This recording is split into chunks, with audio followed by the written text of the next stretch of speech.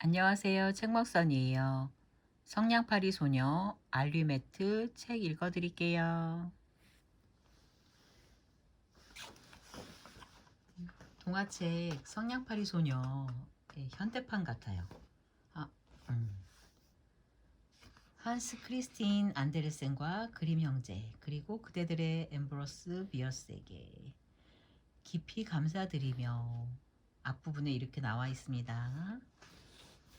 누더기 소녀 알리메트는 부모님도 없고 살 집도 없었습니다. 알리메트는 커다란 쓰레기통을 뒤져 끼니를 때우고 남의 집 현관 앞에서 비바람을 피하다가 버려진 자동차 안에 들어가 잠을 잤어요. 알리메트는 거리에서 성냥을 팔면서 겨우겨우 삶을 이어갔지요. 하지만 더 이상 아무도 성냥을 사려 하지 않았습니다. 어머, 저 여자애 좀 봐. 사람들이 수군거렸어요. 꽃을 팔든가 차라리 라이터나 팔 것이지. 요즘 누가 성냥을 산다고. 어느덧 겨울이 찾아오고 크리스마스가 다가왔지요. 거리는 꽃장식과 천사 모형으로 화려하게 꾸며졌고 선물을 팔거나 사가는 사람들로 북적였어요. 파이프 오르간 소리가 거리에 울려 퍼지고 산타클로스 옷을 입은 사람이 종을 울렸습니다. 따뜻한 털옷을 껴입은 사람들은 저마다 크리스마스를 맞는 기쁨에 들떠 걸음을 재촉했어요. 아무도 불쌍한 알리메트에게는 눈길을 보내지 않았답니다. 밤이 깊어지자 거리는 어느새 텅 비었습니다. 배가 고파 얼굴이 파리해지고 발가락이 새파랗게 얼어버린 알리메트는 어느 제과점 앞에 멈춰섰지요. 알리메트는 유리창에 코를 바짝 대고는 진열장 안에 있는 케이크를 넋놓고 바라보았어요. 하지만 그것도 잠시뿐. 어느 틈에 제과점 주인 라크루트 씨가 호통을 치면서 가게 밖으로 뛰쳐나오는 것이었습니다. 이 꼬맹이 썩 꺼지지 못해? 너 때문에 창문이 더러워지고 사람들이 못 지나다니잖아. 얼른 꺼져. 이 망할 거 사. 안 그랬다가는 이 국수 방망이 맛을 보게 해줄 테니까. 가여운 소녀는 깜짝 놀라 헐레벌떡 어둠 속으로 달아났어요. 알리메트는 어느 공사장에 이르렀어요. 알리메트는 거기서 불을 피웠지요. 모닥불이 환하고 뜨겁게 활활 타올랐어요. 따뜻한 기운이 참 좋았답니다. 하지만 그것도 잠시뿐. 갑자기 사이렌 소리가 밤의 정적을 깨트리는 것이었어요. 그러더니 소방차 여러 대가 공사장 입구로 줄줄이 몰려들었지요. 알리메트는 또다시 달아났어요. 작고 야윈 그림자도 함께 앞서거니 뒤서거니 하며 달렸습니다. 하지만 알리메트는 멀리 가지 못했어요. 그렇게 작고 야윈 몸으로는 이내 기진맥진해져서 더 이상 달릴 수가 없었답니다.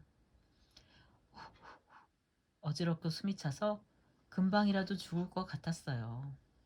알리메트는 길 위에 그대로 주저앉았지요. 어쩌면 이대로 끝나는 건 아닐까? 알리메트는 생각했습니다. 그래서 이는 힘껏 간절히 기도를 했어요. 제발 살려주세요. 조금만 더 살게 해주세요. 케이크가 얼마나 맛있는지 아니면 칠면조 고기나 햄 한 조각이 얼마나 맛있는지 알 수 있을 때까지만이라도 살게 해주세요. 정말 정말 소원이에요. 제발 누군가 제 기도를 들어주신다면 제발. 그리고 시계탑이 밤 12시를 알리는 순간 번개가 번쩍하면서 갑자기 천둥이 쳤어요. 그 소리에 알리메트는 화들짝 놀라 정신을 차렸습니다. 그러자마자 어마어마하게 큰 커다란 생일 케이크가 알리메트의 발 앞에 철퍼덕하고 떨어지는 게 아니겠어요?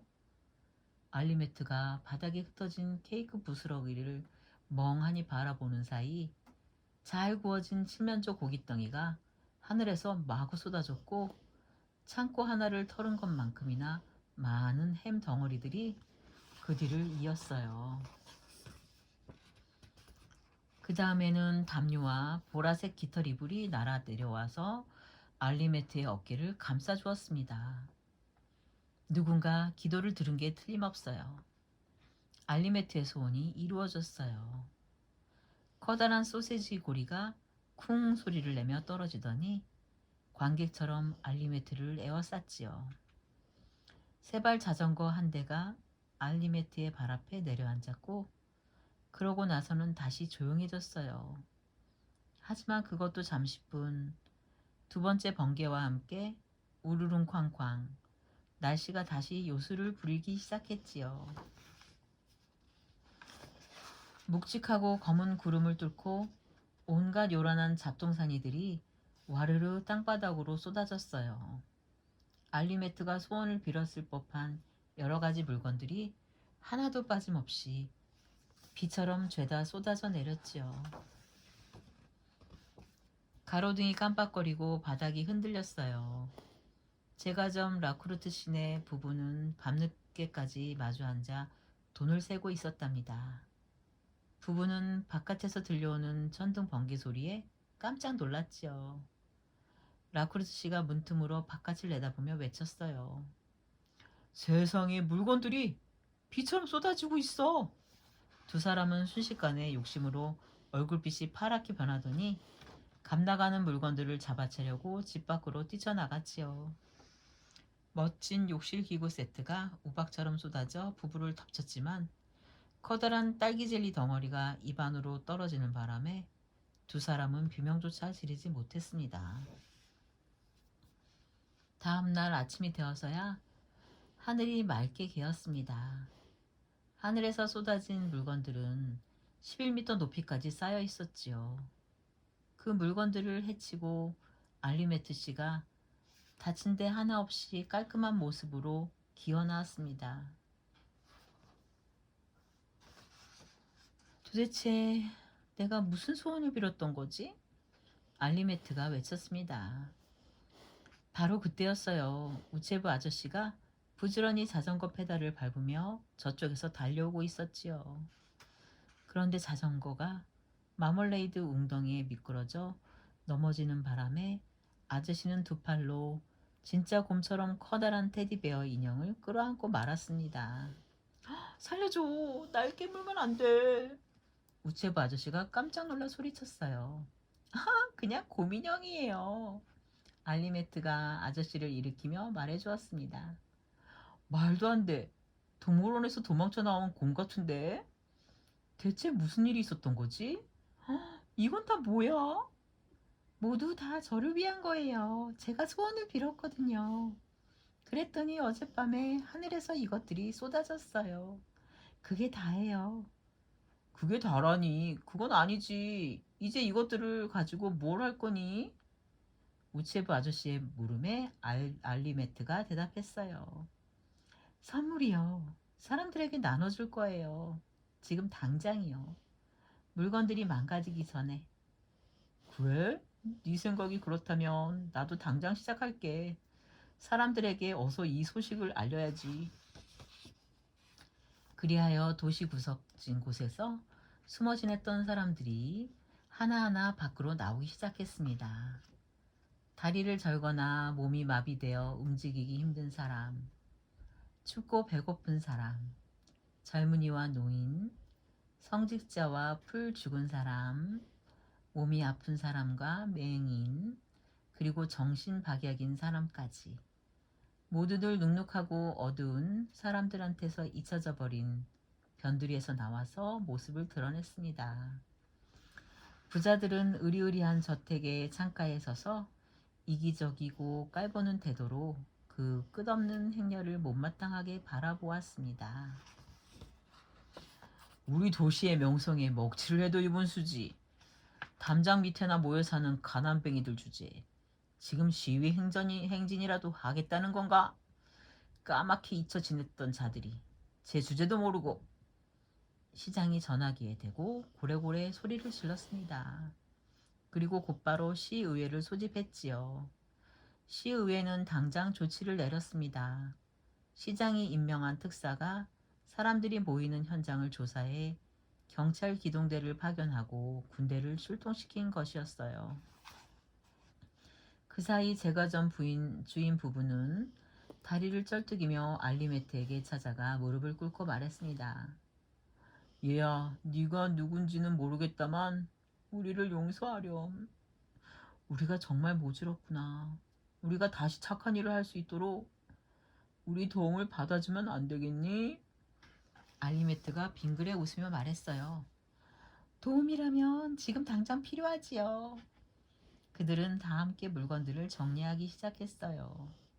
물건들을 종류별로 분류하여 가까운 곳에 있는 라크루트 시내 창고에 차곡차곡 쌓아두었어요. 시장과 시의회 의원들은 이 모든 야단법석을 일으킨 주인공이 가녀린 소녀라는 것을 알고는 어안이 벙벙했습니다. 물건이 산처럼 쌓인 창고에서는 한 아이가 사람들에게 엄청난 양의 물건들을 끝도 없이 나누어주고 있었지요. 시장은 자신이 바보 같은 짓을 했다는 것을 깨닫고 군인들은 쓸데없이 출동했다고 생각했습니다. 시장이 조금이라도 체면을 살려보려고 감자 더미 위로 기어 올라가 연설을 시작했습니다. 하지만 아무도 귀를 기울이지 않았어요. 시장의 연설은 금세 끝나고 말았답니다. 그러는 동안 도움을 주고 싶어 하는 사람들이 자꾸자꾸 나타났습니다. 부자들이 저마다 귀한 물건들을 기부하기 시작한 거예요. 그렇게 선물로 이루어진 산은 줄어들기는커녕 점점 더 높아져서 물건 숫자가 가난한 사람들의 숫자와 똑같아졌습니다. 사람들은 도시 바깥에서까지 몰려들었어요. 좋은 소식은 빨리 퍼지기 마련이니까요. 소식은 점점 더 빠르게 퍼져나갔습니다. 신문과 잡지에 소식이 실리면 부드러운 케이크 반죽처럼 쭉쭉 늘어났지요. 사진이 찍히고 기사가 실렸지만 고지 들을 만한 설명은 없었습니다. 기적이었을까요? 기적이 아니란 법도 없잖아요. 지구 둘레를 빙빙 날아다니는 커다란 행운의 뿔이 있는데 천년에 한 번씩 지구에 선물을 쏟아놓는 것이라면 정말 그럴지도 모르죠. 몇몇 사람들은 자기 눈으로 톡톡히 보았다고도 하고요. 아니면 시민들에게 사랑받으려고 시장의 시장의 속임수일지도 몰라요. 그럴 수도 있을 거예요. 하지만 대부분의 사람들은 아기 예수가 나타난 것이라고 믿었습니다. 그렇다면 알리메트는 어떻게 생각했을까요? 소녀에게는 설명 같은 게 중요하지 않았어요. 중요한 것은 모든 게 결국 잘 되었다는 거예요. 늘 이렇게 말할 뿐이었죠. 라크루트 시내 창고는 구조대의 본부가 되었습니다. 아이고 미안. 창고는 점점 더 커졌지요. 전 세계에서 기부 물품들이 날아들었고 사방에서 도움의 손길이 이어졌어요. 굶주리는 사람들이 있는 곳, 큰 불이 나거나 홍수가 난 곳, 전쟁이 일어난 곳이라면 어디든 알리메트와 자원봉사자들이 찾아가 온 힘을 다했답니다.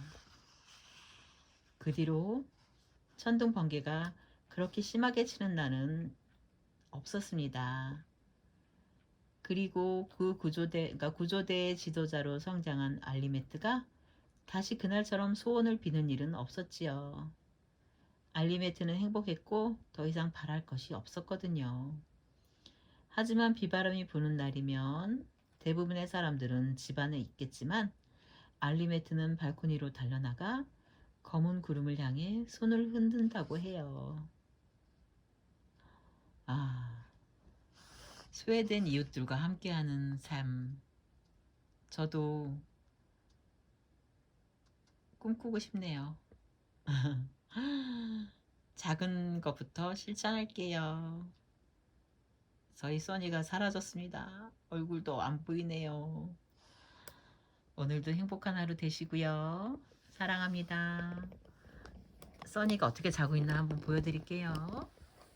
써니군 사랑해요.